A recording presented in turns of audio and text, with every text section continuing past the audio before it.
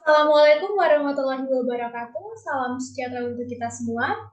Pertama-tama saya ingin mengucapkan puji dan syukur kehadirat Tuhan Yang Maha Kuasa karena atas berkatnya kita boleh mengikuti pertemuan via Zoom ini dalam keadaan sehat walafiat.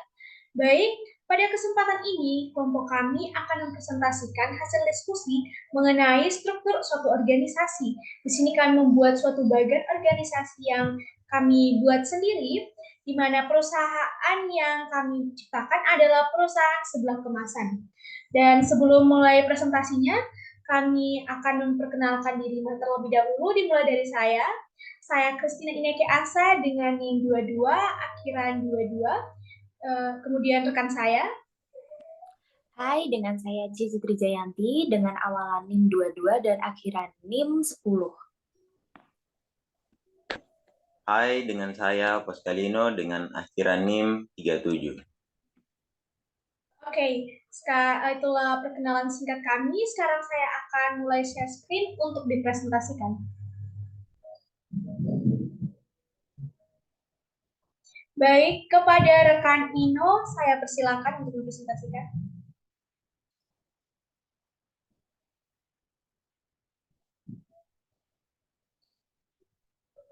Kepada rekan Ino. Baik, rekan Christine, terima kasih buat waktu yang diberikan. Baik, saya akan mempresentasikan apa yang telah kita diskusikan. Produk sebelah kemasan. Produk yang sekarang banyak digemari. Seblak adalah makanan khas Bandung, yang bahan bakunya adalah kerupuk dan bumbu. Makanan ini memiliki kecenderungan rasa pedas gurih, cocok untuk lidah Indonesia. Seblak kemasan sendiri lahir dan memudahkan konsumen dalam mengkonsumsi secara instan. Bagian struktur organisasi perusahaan seblak kemasan. Pemilik, manajer, dan di bawah manajer terbagi menjadi 3 bagian. Yang pertama, keuangan. Manajer administrasi keuangan, manajer akuntan. Yang kedua, personalia.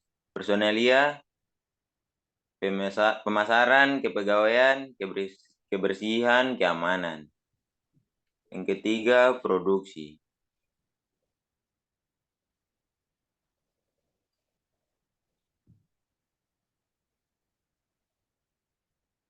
Tugasnya adalah pemimpin perusahaan, membuat peraturan perusahaan, bertanggung jawab atas kerugian, dan mengembangkan strategi bisnis.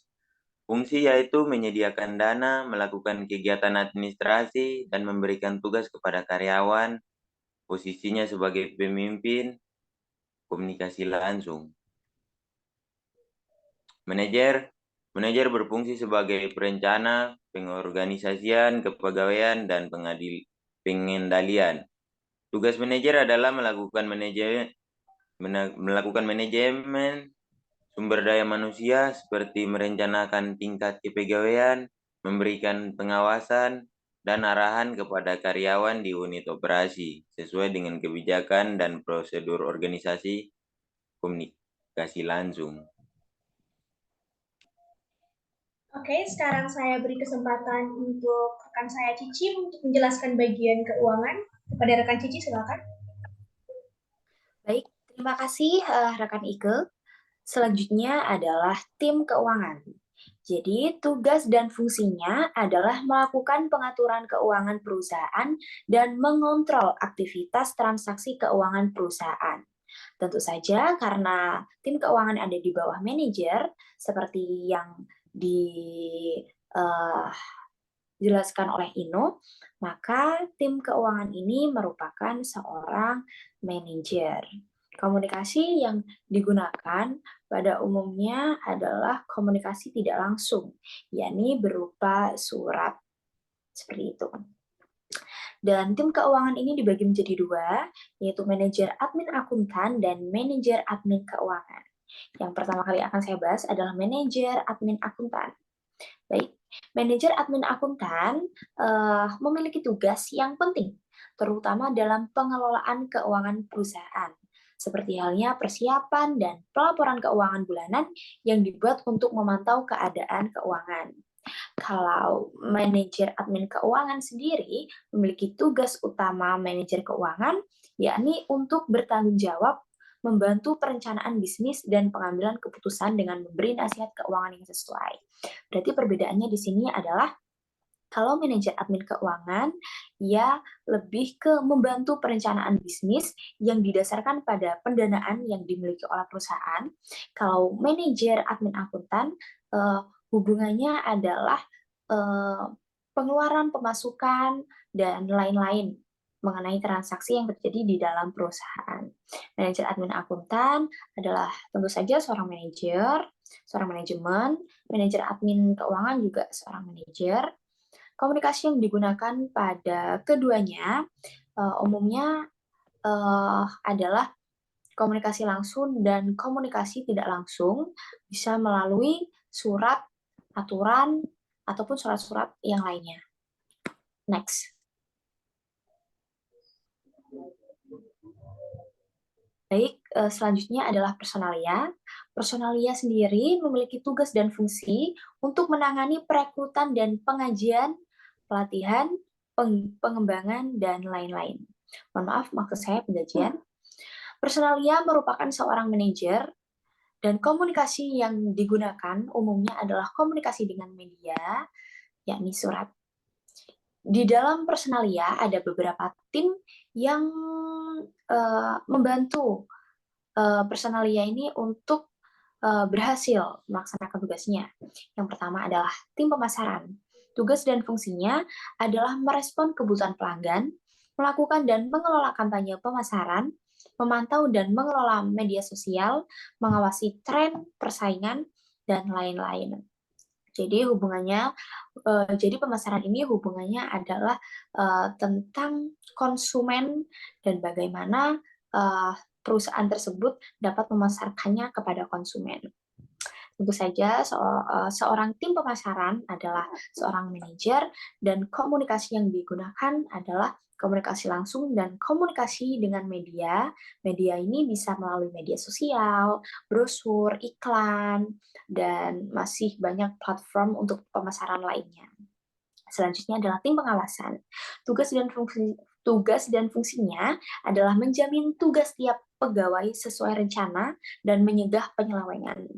Jadi tim pengawasan di sini fungsinya adalah memastikan segala hal yang terjadi di perusahaan itu sesuai dengan rencana awal dan untuk mencegah penyelewengan yang terjadi di dalam perusahaan tersebut. Tentu saja tim pengawasan merupakan seorang manajer yang menggunakan komunikasi langsung dan komunikasi tidak langsung melalui surat aturan dan masih banyak platform untuk menyampaikan aspirasi dari tim pengawasan.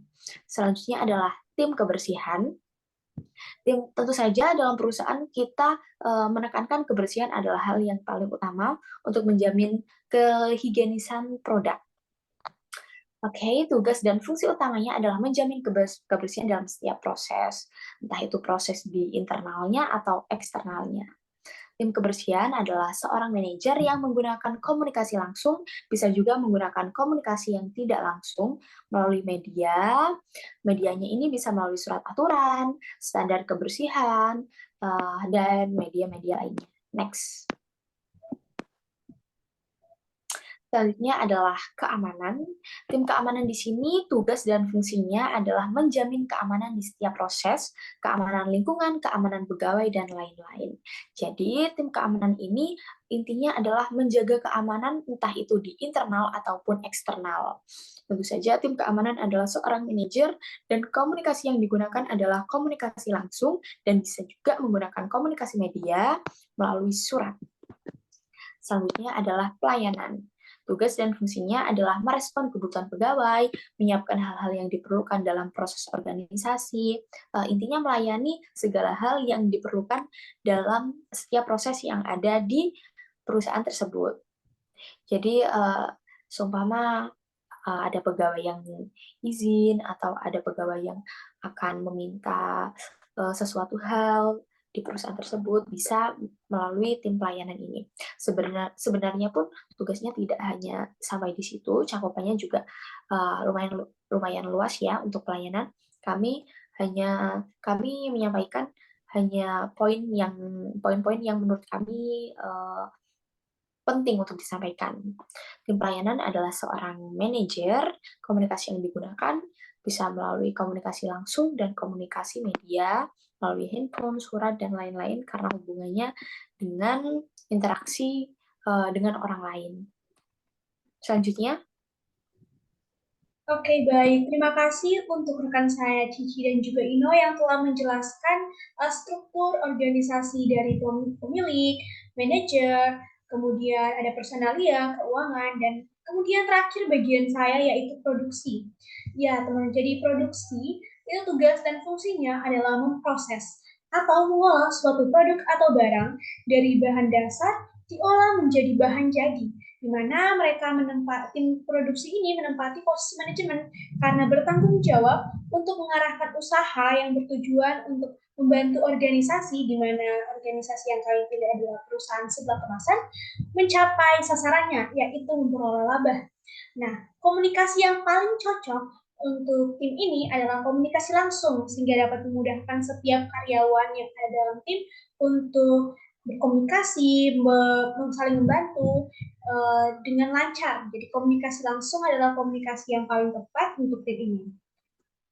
Nah, jadi dalam suatu organisasi tentu diperlukan hal-hal yang menunjang keberhasilan, mulai dari pengorganisasian hingga komunikasi yang akan digunakan. Nah, tujuan utamanya adalah agar perusahaan lebih mudah dalam pembagian tugas dan tanggung jawab tiap individu dalam menjalankan sebuah perusahaan atau bisnis. Jadi, pembuatan struktur suatu organisasi itu sangat diperlukan. Ini membantu perusahaan untuk menempatkan individu-individu yang berpotensi untuk memiliki kompeten sesuai dengan bidang serta keahliannya. Terima kasih. Saya stop share-nya.